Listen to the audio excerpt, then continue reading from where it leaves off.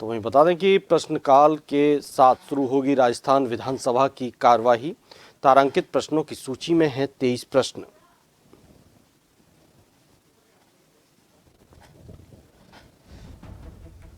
अतारांकित प्रश्नों की सूची में है 20 प्रश्न। उच्च तकनीकी शिक्षा, जन स्वास्थ्य, अभियांत्रिकी, जल संसाधन, सामाजिक न्याय एवं अधिकारिता, खाद्य एवं नागरिक आपूर्ति, वन सहकारिता, यूडीएच से संबंधित होंगे सवाल जवाब।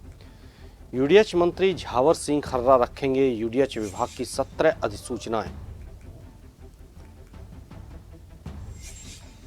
सदन के पटल पर रखे जाएंगे वार्षिक प्रतिवेदन। मंत्री ओटाराम देवासी रखेंगे वार्षिक प्रतिवेदन।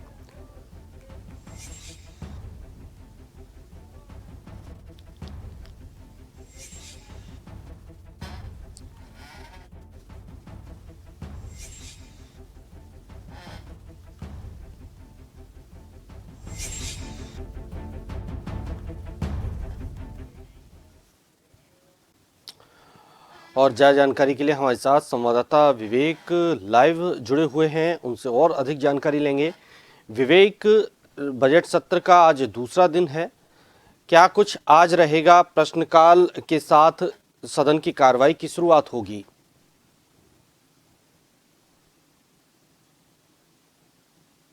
प्रदेश का बजट बुधवार को पेश किया गया था और कल से सदन के भीतर बजट पर पक्ष और विपक्ष की ओर से वाद विवाद या चर्चा जो है वो उसका दौर शुरू हो चुका था। आज भी चर्चा का दौर जो है वो विधानसभा में जारी रहने वाला है। विधानसभा के आज के दिन की शुरुआत जो है प्रश्नकाल के साथ शुरू होगी। प्रश्नकाल में 23 तारांकित और 20 अतारांकित प्रश्न जो है आज सदस्यों की ओर से लगाए गए हैं। ये प्रश्न जो शिक्षा उच्च शिक्षा, तकनीकी शिक्षा से संबंधित है, वन और पर्यावरण के साथ ही सहकारिता, खाद्य नागरिक आपूर्ति, सामाजिक न्याय अधिकारिता और यूडीएच महकमे से संबंधित ये तमाम प्रश्न जो है वो सदस्यों की ओर से लगाए गए हैं, जिनका संबंधित मंत्री जो है वह सदन के भीतर जवाब देंगे। पूरक प्रश्न भी जो है इन प्रश्नों के भीतर से सदन के भीतर जो है सदस्य उठा सकेंगे। इसके बाद प्रदेश के यूडीएच मंत्री झावर सिंह खर्रा जो है वो वार्षिक प्रतिवेदन और अधिसूचनाएं सदन के पटल पर रखेंगे। वहीं मंत्री ओटाराम देवासी जो वो भी वार्षिक प्रतिवेदन सदन के भीतर रखेंगे। बीएससी का वार्षिक प्रतिवेदन जो है वो सदन के पटल पर आज रखा जाएगा। इसके बाद फिर बजट पर वाद विवाद शुरू होगा। बजट पर चर्चा का दौर जो है आज फिर शुरू होगा। सत्ता पक्ष और विपक्ष की ओर से जो तय समय जो लोकसभा जो अपने विधानसभा अध्यक्ष की ओर से तय किया गया है, निर्धारित समय के अनुसार पक्ष और विपक्ष के सदस्य जो है बजट पर अपनी बात रखेंगे। सत्ता पक्ष की ओर से बजट पेश करने को लेकर जिस तरह की बजट में तमाम घोषणाएं की गई है, तमाम वर्गों को इसमें साधने की जो कवायद की गई है, ऐसे में बजट को लेकर सत्ता पक्ष के लोग जो है वित्त मंत्री, मुख्यमंत्री के साथ ही सरकार का धन्यवाद ज्ञापित करेंगे। तो वहीं बजट में जो घोषणा की गई है, इन घोषणाओं पर सवाल उठाते हुए विपक्ष की ओर से तमाम सदस्य तो सदन के भीतर आज अपनी बात रखेंगे, सरकार को घेरने का काम करेंगे।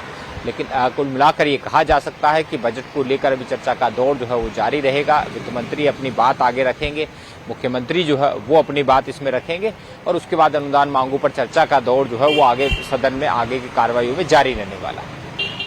जी विवेक, हमने देखा बजट को लेकर कल भी बहस हुई थी, तमाम मुद्दे उठाए गए। अब एक सवाल ये भी आ रहा है, अगर हम थोड़ा हटकर बात करें कि बजट में जो घोषणाएं की गई हैं उन्हें धरातल पर उतारना कैसे संभव होगा, क्या कुछ इसके लिए कार्य किए जाएंगे, ये भी सवाल विपक्ष उठा रहा है।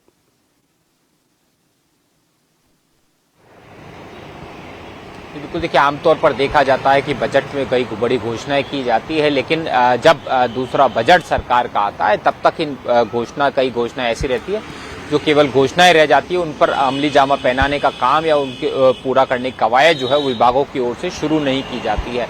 लेकिन ये कहा जा सकता है कि इस बार सरकार जो है काफी सतर्क इस मामले को लेकर दिख रही है। बजट में तमाम वर्गों को साधने की कवायद यहाँ पर की गई। एक अच्छा बजट जो है वो पेश किया गया जिसमें हर वर्ग को साधने की कवायद थी। युवा वर्ग की बात की जाए, किसानों की बात की जाए, महिलाओं की बात की जाए, आम नौकरी पेशा लोगों की बात की जाए, तमाम वर्गों को इस बजट के जरिए साधने की बात की गई। इंफ्रास्ट्रक्चर पर विशेष फोकस रखा गया। जो धार्मिक स्थल थे उनका कायाकल्प करने को लेकर के यहाँ पर फोकस किया गया। तो तमाम जो बजट में घोषणाएं की गई उनको किस तरह से अब अमली जामा पहनाया जाना है, इसको लेकर के मुख्यमंत्री सख्त निर्देश जो है वो तमाम मंत्रियों और प्रभारी सचिवों को दे दिए हैं। हालांकि बजट जिस दिन पेश किया गया था उसी दिन मुख्य सचिव सुधांशु पंत ने तमाम अधिकारियों को बजट घोषणाओं को अमली जामा पहनाने के लिए सख्त निर्देश दिए थे और उसी दिन से काम शुरू करने के भी निर्देश दिए गए थे।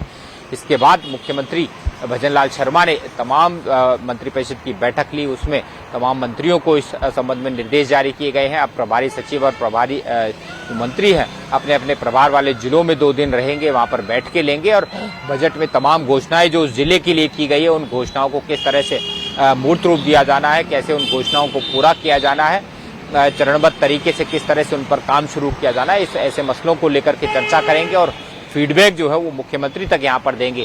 हालांकि वित्त मंत्री दिया कुमारी खुद इस बात को लेकर के काफी मुस्तैद सतर्क नजर आ रही है कि जिस तरह से जो बजट में घोषणाएं की गई थी उन घोषणाओं को किस तरह से जल्द अमल किया जाना है। जो जयपुर की बात की जाए तो जयपुर में इंफ्रास्ट्रक्चर को बढ़ावा देने, जाम से निजात दिलाने के लिए कई बड़ी घोषणाएं की गई थी, उसको लेकर के किस तरह से आगे काम शुरू किया जाना है। आरओबी आरयूबी बनाए जाने थे, उन पर किस तरह से आगे फोकस किया जाना है। ऐसी तमाम घोषणाएं जो बजट में की गई है उनको जल्द से जल्द शुरुआत की जाए, जिससे जनता के भीतर एक अच्छा मैसेज दिया जाए। सरकार चाहती है कि 5 सीटों पर उपचुनाव होने हैं, ऐसे में अच्छा प्रशासनिक जो संदेश है वो जनता के भीतर जाए, जिसमें तमाम जो उपचुनाव 5 सीटों पर होने हैं उनमें ज्यादा से ज्यादा सीटों पर जो है वो भाजपा को जीत दिलाई जा सके।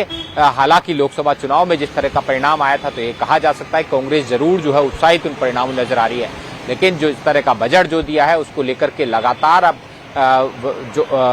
कल देखा गया था कि युवा वर्ग जो है वो रोजगार नई नियुक्तियों की बात की गई है उसको लेकर के धन्यवाद ज्ञापित करने मुख्यमंत्री निवास पहुंचे थे। आज किसान जो है वो मुख्यमंत्री का धन्यवाद ज्ञापित करने के लिए सीएमआर पहुंचेंगे। तो तमाम वर्ग को साधने कवायद और जल्द से जल्द बजट पर काम पूरा कर जो चुनाव है उससे पहले एक अच्छा संदेश जनता के भीतर देने का काम जो है वो सरकार की ओर से अब किया जाना है। जी चलिए, बहुत बहुत शुक्रिया विवेक आपका तमाम जानकारी के लिए।